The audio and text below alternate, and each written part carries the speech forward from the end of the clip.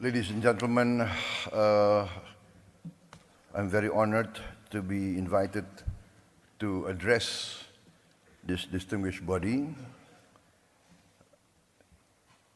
As we all know, that peace and prosperity is driven by economic activity, by the role of the business community, the role of entrepreneurs, the role of industry.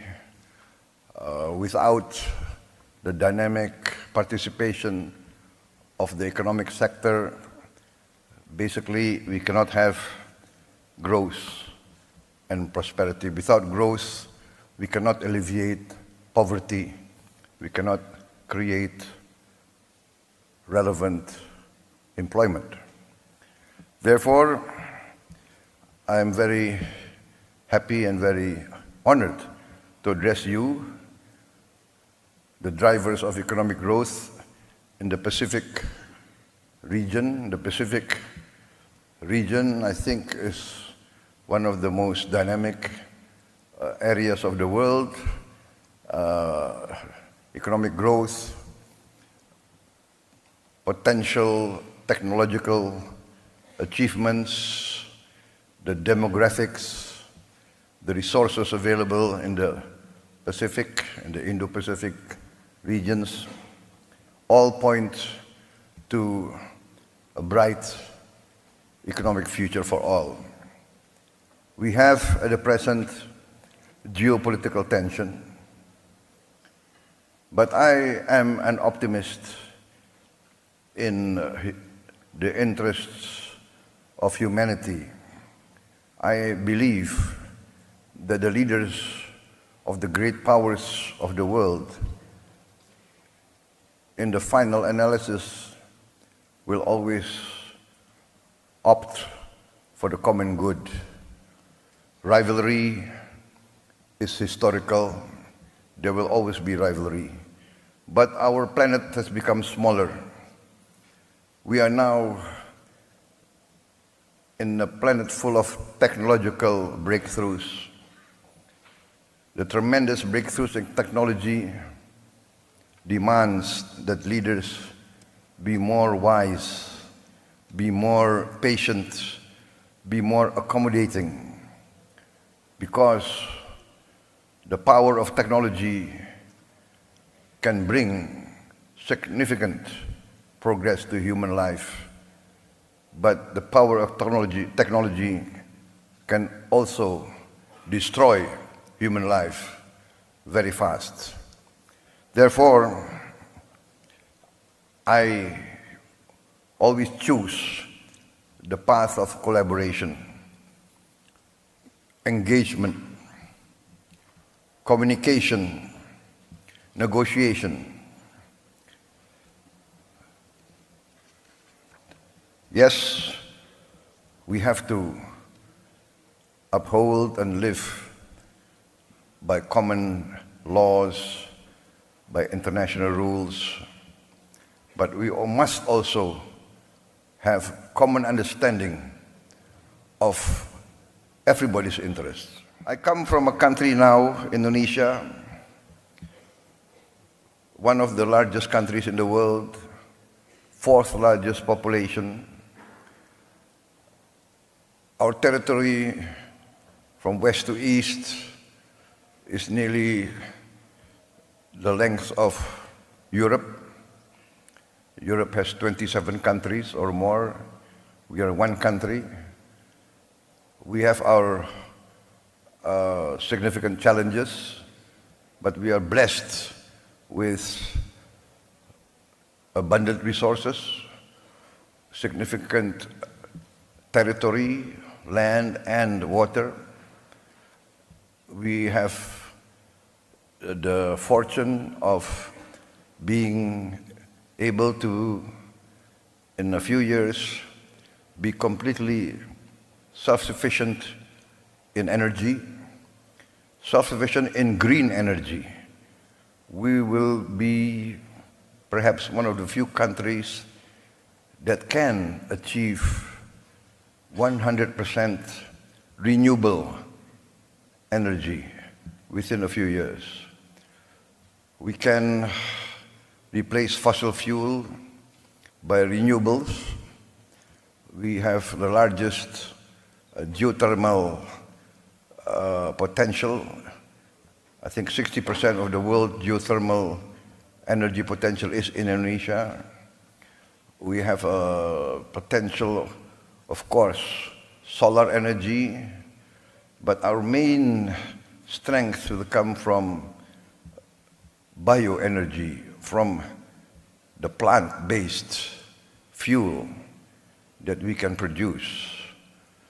We will be, I think, together with Brazil and maybe with the Congo DRC, we have the potential to produce fuel from plants, and this, I think, will create a lot of opportunities because we will save a lot on foreign exchange. The funds will circulate within our own economy. We also are blessed with critical minerals and other vital resources for modern life.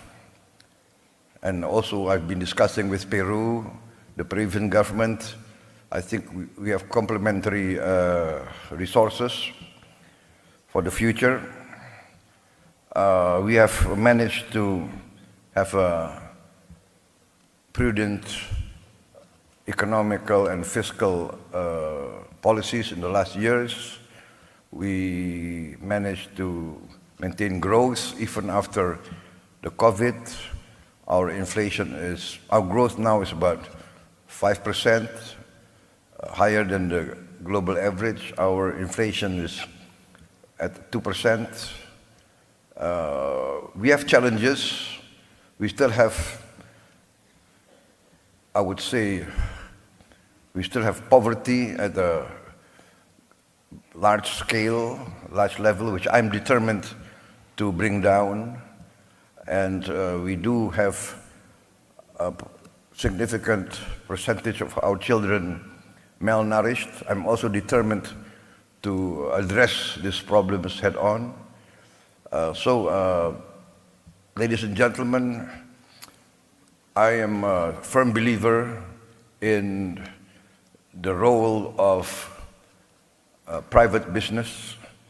Before I entered government, I was also a businessman, an entrepreneur, so I do understand from both sides the concerns, the challenges faced by private business.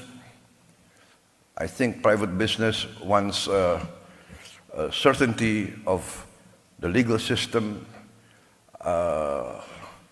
Private business wants favorable economic climate, political climate, stability, security, and good conditions, favorable incentives, and this we are addressing. We have liberalized our laws. We open the health sector for foreign health companies. We are opening our education sector. We invite foreign universities to open campuses. We are inviting foreign hospitals to open their branches in Indonesia. We are